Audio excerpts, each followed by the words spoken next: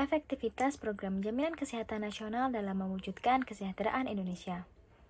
Kesejahteraan merupakan masalah krusial di berbagai negara, termasuk Indonesia. Salah satu faktor kesejahteraan adalah kesehatan masyarakat. Taraf kesejahteraan hidup berdampak pada kesehatan masyarakatnya. Masyarakat dengan tingkat kesejahteraan yang tinggi cenderung memiliki kesehatan yang terjaga. Sebaliknya, masyarakat dengan kesejahteraan yang rendah cenderung kurang peduli terhadap kesehatan. Indonesia memiliki tingkat kesehatan yang rendah. Presentase Gini rasio pada tahun 2011 berada pada rata-rata 0,4 yang menunjukkan ketimpangan yang cukup besar. Berdasarkan permasalahan tersebut, maka dibentuklah BPJS atau Badan Penyelenggara Jaminan Sosial yang resmi pada tanggal 1 Januari tahun 2014.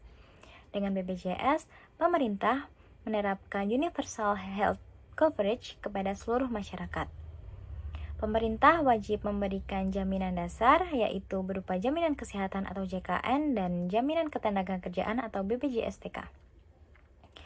Jaminan tersebut dapat dibiayai oleh perseorangan, pemberi kerja, dan atau pemerintah.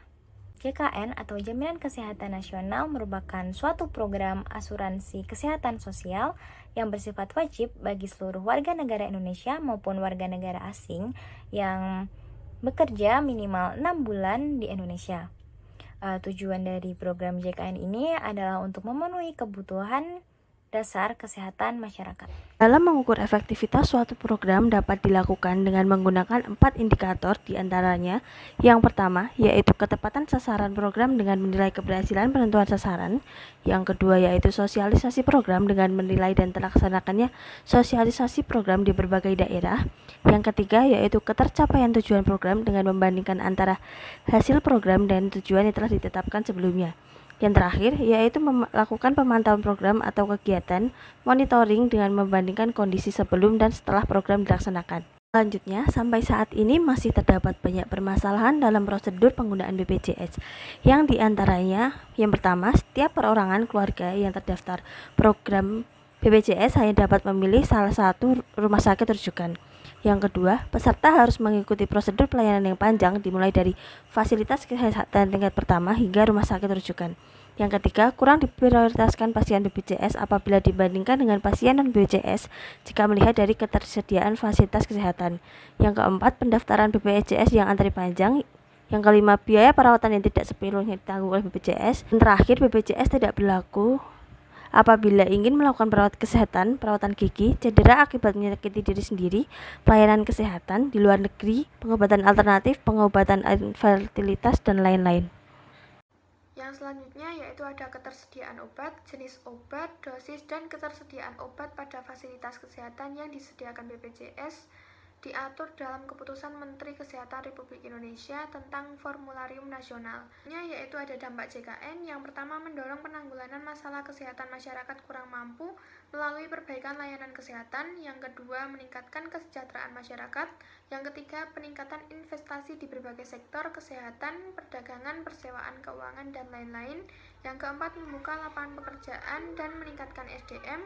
Yang kelima, defisit anggaran BPJS yang berpengaruh pada kualitas layanan rumah sakit. Untuk yang selanjutnya yaitu MONEF. Apa itu MONEF? MONEF adalah singkatan dari monitoring dan evaluasi. Ternyata program JKN juga ada monitoring dan evaluasinya loh teman-teman.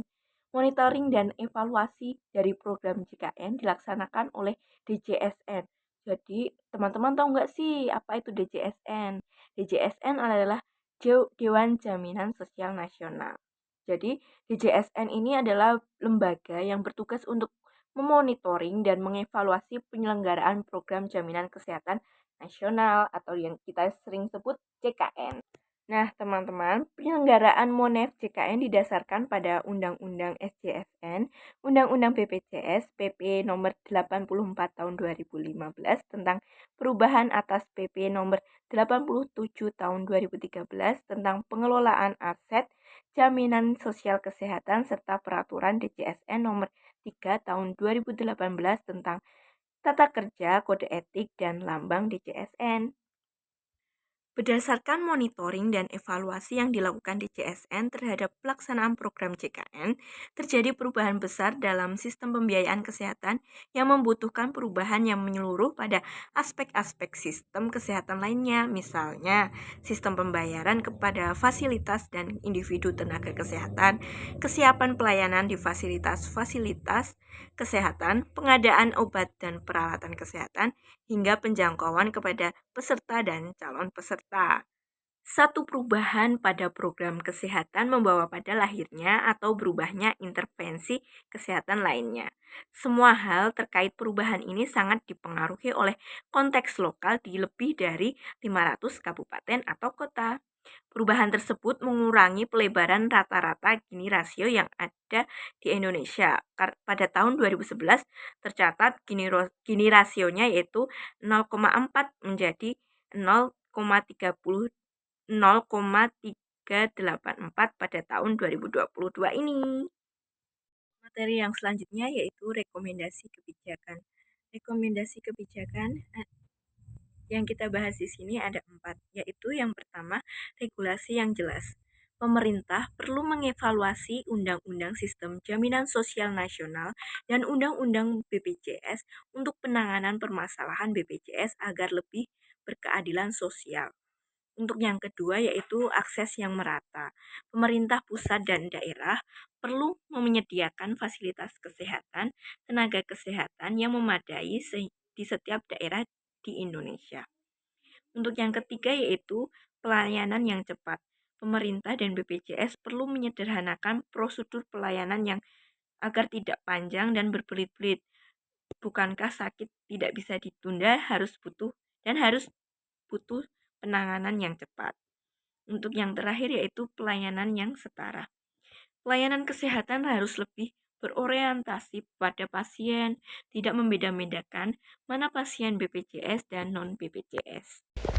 Kesimpulan dari materi yang kita sampaikan yaitu, dalam upaya mewujudkan kesejahteraan sosial secara nasional, perlu adanya perhatian khusus mengenai kesehatan masyarakat karena kesehatan menjadi salah satu indikator penting untuk meningkatkan standar hidup masyarakat sehingga akan tercapainya kehidupan yang sejahtera. Sebagai upaya untuk meningkatkan kesejahteraan dan memberikan pelayanan kesehatan bagi masyarakat, pemerintah Indonesia meluncurkan inovasi berupa pemberian JKN yang diberikan oleh BPJS Kesehatan. Namun, implementasi dari kebijakan pemberian JKN tersebut masih belum sempurna. Belum semua masyarakat Indonesia terdaftar program JKN. Sosialisasi program belum merata terlebih pada daerah-daerah tertinggal, fasilitas kesehatan dan tenaga kesehatan juga belum merata. Monitoring serta evaluasi program JKN dinilai masih belum sempurna. Namun, program JKN berhasil mengurangi penyebaran Gini ratio yaitu pada tahun 2011 berada pada rata-rata 0,4 menjadi 0,384 pada tahun 2022.